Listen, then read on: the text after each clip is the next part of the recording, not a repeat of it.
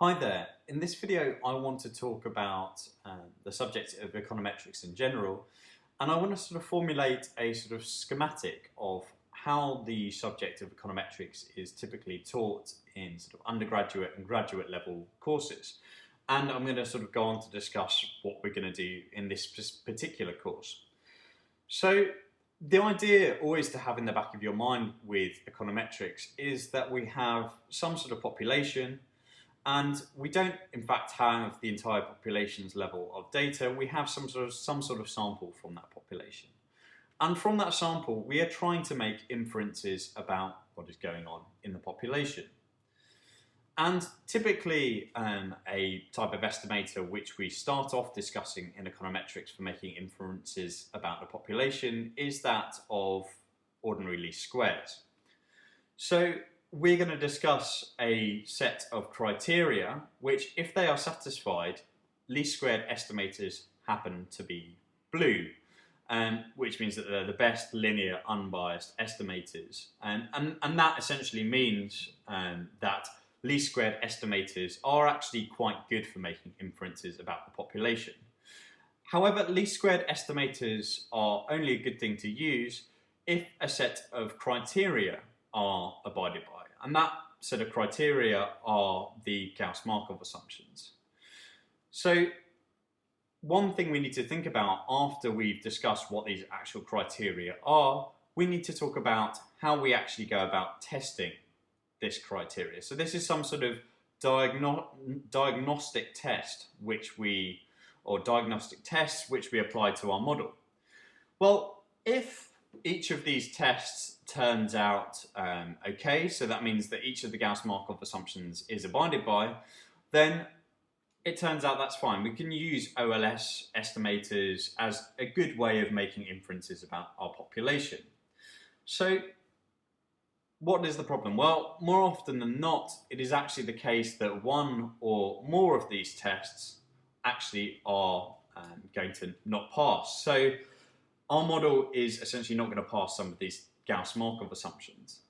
And then when that happens, it turns out that least squared estimators are no longer a sort of good tool for making inferences about the population. They're no longer blue. So they might no longer be unbiased, they might no longer be best.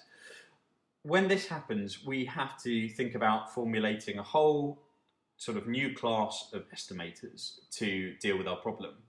And these estimators may turn out to be blue, they may turn out to be some sort of other measure of a good estimator, so they might turn out to be sort of consistent estimators.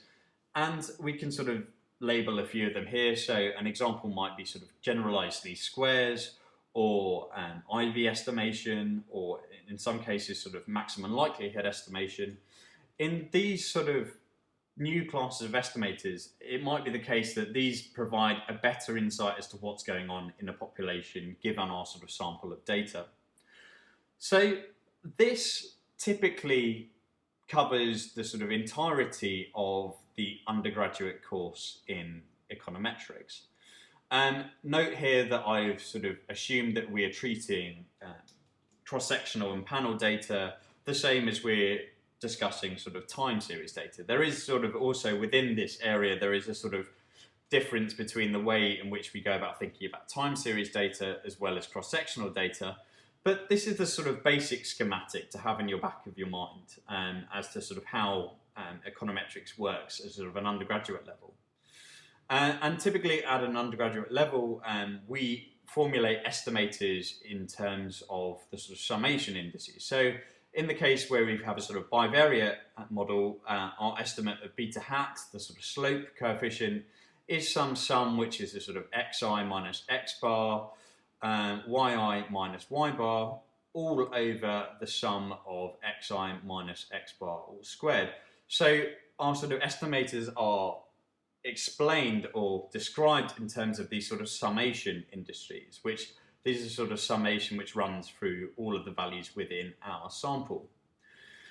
Well, that might be a good way to think about least squared estimators when they're sort of bivariate, but when they're multivariate, or when we're discussing sort of more complicated models, our sort of summation indices aren't necessarily the best tool set to use to describe our estimators. So typically, one of the things which is first of all described in graduate courses in econometrics is the sort of matrix formulation of econometrics.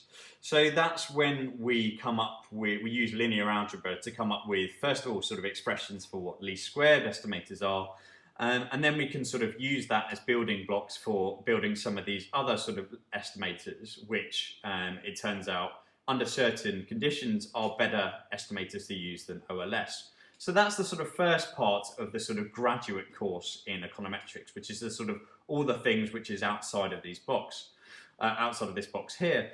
And also in graduate courses in econometrics, we will go on to discuss other sort of estimation paradigms. So one of them might be that of Bayesian estimation, which is a sort of completely different way of thinking about how we go about estimating parameters.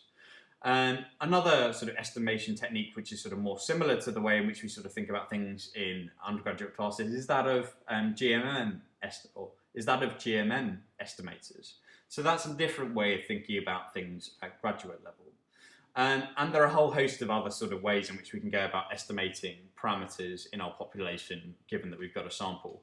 And I've sort of just included a subset of them here to sort of whet your appetite. And in this course, which we're going to cover here, we're going to first of all discuss this sort of cyclical foundation of undergraduate econometrics, or cyclical schematic of undergraduate econometrics. So first of all, we're going to cover the gauss-markov assumptions. Then we're going to cover some of these diagnostic tests. And then in the event that some of these diagnostic tests come out as negative, we're going to discuss some of the other estimation techniques. And we're going to do so without appealing to matrix algebra.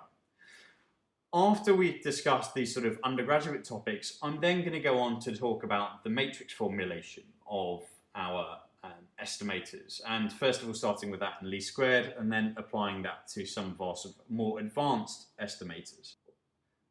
And then finally we will go on to discuss other estimation paradigms which we can use to make inferences about a population given that we have a sample of data. So those are things like Bayesian techniques, GMM, and I suppose also included here is things like panel data, random versus fixed effects models, and that's going to be sort of making up our sort of graduate course in econometrics, which we're going to go on to discuss in later videos.